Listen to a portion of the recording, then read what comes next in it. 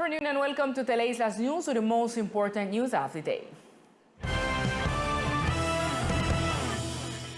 Boosting governance, regional autonomy and decentralization were the main proposal presented at the Governor's Summit convened by the National Federation of Departments. This meeting in Sucre was called the Regional Proposal for the Development and Growth. In this meeting, the governor of each department belonging to the Federation met around the strengthening of governance and regional autonomy in Colombia. In this important scenario, the initiative resulting from the more than 11 technical roundtables convened by the FND were presented in a participatory exercise that sought to bring down to earth the needs and challenges of the territory and translate them into clear, current, and achievable proposal to be included in the new legislative and central government roadmap for the next 4 years. The executive director of the Federation stated that Colombia is going through an important moment in this history, politically and socially. So the role of the departmental government cannot be other than to contribute to the construction of the country we want, promoting the work already done and promoting reforms that respond to the reality and regions and the needs of the community. For this reason, the main objective of the summit was to formally present the proposal that the territories have formulated for the progress and development of Colombians through the national territory. This path to decentralization has been supported by the national government through the Ministry of Interior, which from the legislative agenda promote and push through 16 laws and 2 legislative acts for the benefit of the departments, including the new departmental regime, the Bogotá-Cundinamarca Metropolitan Region, the reform of the general royalty system, 2 biannual royalties budget laws, the financing law, among other initiatives.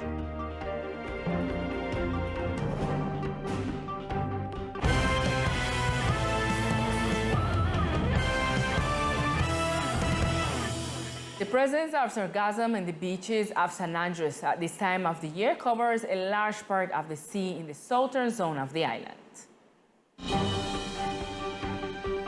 The Sea of Seven Colors and the white beaches of the south of the island are being overshadowed by the arrival of algae. It should be noted that this natural phenomenon has occurred in recent years around this time.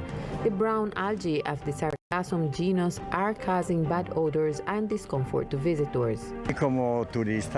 As tourists, we are seeing it dirty. It needs to be cleaned more often.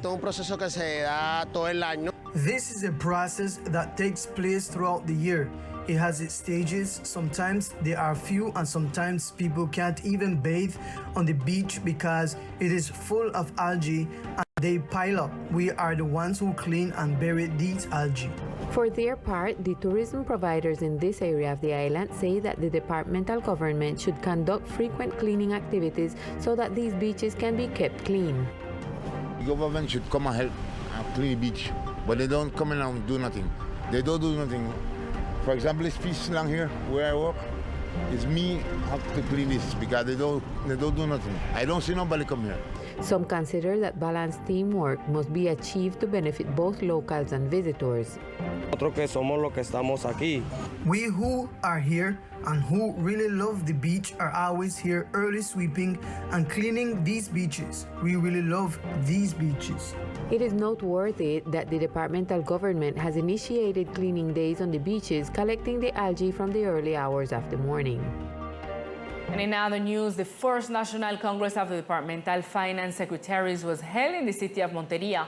The main topics were the budget and tax system of the departments, rates, taxes, and postage stamps.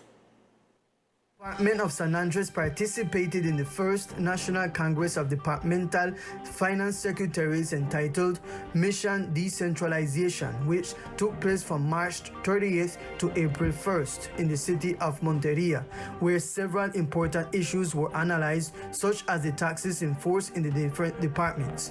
In turn, the head of the Revenue Department of the Secretariat of Finance explained the importance of this Congress. It's one time the government want to take any determination to any law to the department, the secretary of the department, everybody analyze the norm to see if that norm want to predicate the department or not.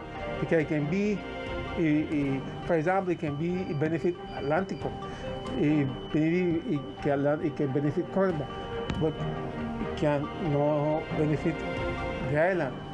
We really have from Colombia, a good distance with an reality. So that is a good way. For me, I see positive that way, no? That's San Andres have a space that's in that Congress, in that we have a space that's one time they created the directive board. So when they approve any law, the national government, San Andres can participate directly and see how we are affecting it. Because when the law approved, they don't consider San Andres and don't approve a law and we have to apply. Sometimes we apply in law that don't benefit us. But we have to do it because it's true, it's a national law. On the other hand, the agenda included topics such as the exposition of the budget and tax system of the department, rates and postage stamps. There was also a space for discussions and proposals on the issues of vehicle tax, registration, consumption of liquors such as beer, wine, cigarettes and manufactured tobacco, which will allow for a later review of the regulations applied in the islands. The tax from the consumer of liquor, beer.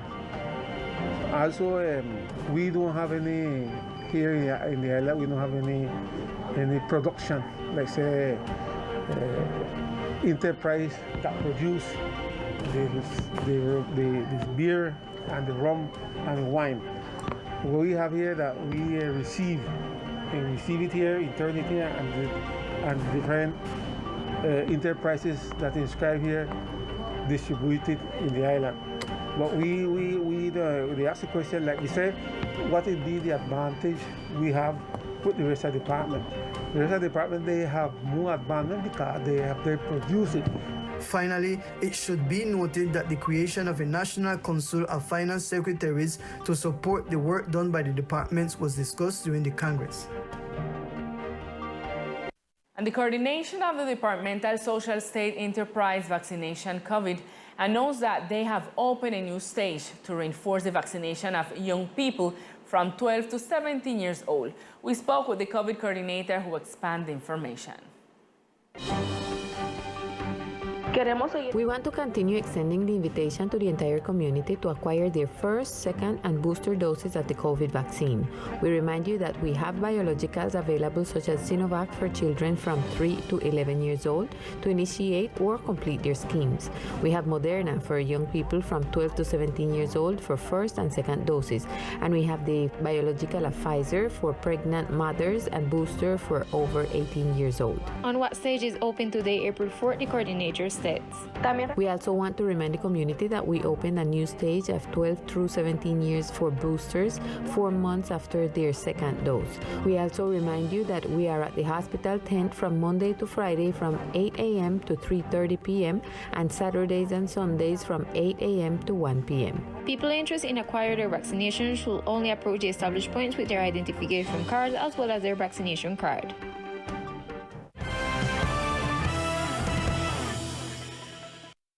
Congressman Elizabeth J. Pan and Jorge Mendez referred to the decision to be taken this month by the International Court of Justice regarding the litigation between the Central American country of Nicaragua and Colombia. Next April 21st, the International Court of Justice will inform his decision regarding the ruling filed by Nicaragua against Colombia for alleged violation of rights in maritime areas of the Caribbean Sea in 2013. The representative of the archipelago met with members of the RISAL team who were part of the country's defense process. Last weekend, we had the opportunity to meet with the RISAL team, who have been working hard on the resolution of the process that takes place between Colombia and Nicaragua. We analyzed precisely what would be the scope or what could be the ruling that is given next April 21st, and which would be the impact that it would have on the department. That would be the threats or opportunity that could be presented in front of this.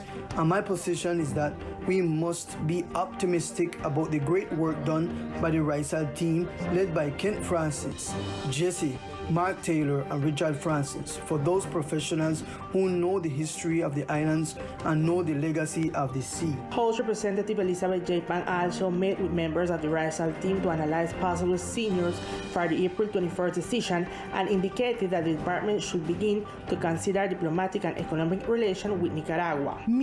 While we wait for the ruling ruling, we could advance things, such as what is going to happen with ethnic rights, the biosphere reserve. We're insisting that it should become a transnational reserve because we know that several countries are usufructing from there, and that is one of our food reservoirs. What are we going to do so that the ecosystems and the species that circulate there do not end?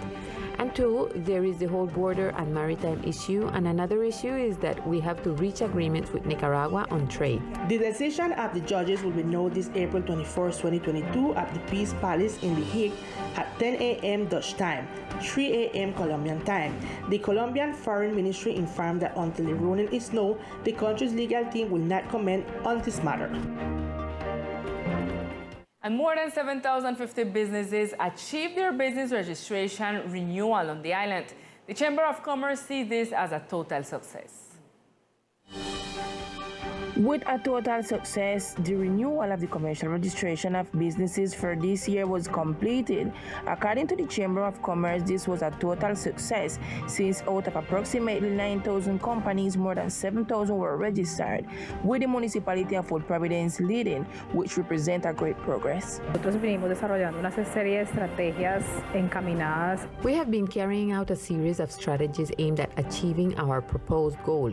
We achieved it and surpassed it. In fact, today in the department, we have more than 7,050 commercial establishments renovated their registration out of a total of 9,000. To Providence, I extend my sincere congratulations to the businessmen of the municipality who were extremely willing and present.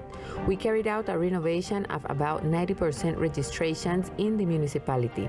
San Andres was a little behind because the bulk is a little bigger. The executive director said that with all the officials of the Chamber of Commerce, they will work through the month of April to achieve the missing business renewal. And she emphasized the importance of making the renewal of the commercial registration, which represent a growth for the entrepreneurs and their businesses. And now let's get to know other facts that are making news today in our brief news section.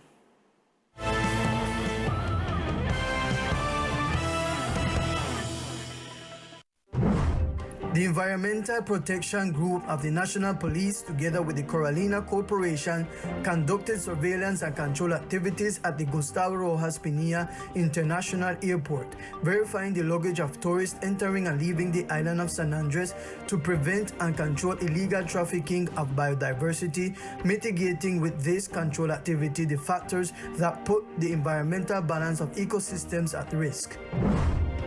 The Environmental Corporation Carolina conducted in Providence a planting day which took place in 2 outfalls of the gully located in the Old Town sector in the municipality of Providence.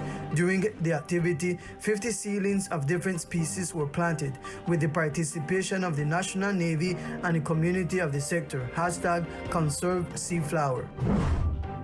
The Secretariat of Government and its program against domestic violence is conducting educational talks in the educational institutions of the department so that teenagers learn to identify the signs of physical and psychological abuse that may occur within their families. The group of professionals who conduct this campaign seeks to guide young people so that these situations do not transcend the school classrooms, thus also promoting healthy environments in schools. Now we continue with the COVID-19 indicators. San Andres registered a decrease in COVID-19 infection. For several days now, no infection have been reported in the department. At the local level, according to departmental government, the COVID assessment is as follows. 10,183 infections have been reported since the pandemic began. Currently, 1 case is active. 9,996 people have recovered. 154 people have died according to local report. But nationally, there was 1 death yesterday in the municipality of Fort Providence, a child 5 years old of age. The cause of death is still under investigation. The ICU is at 0%.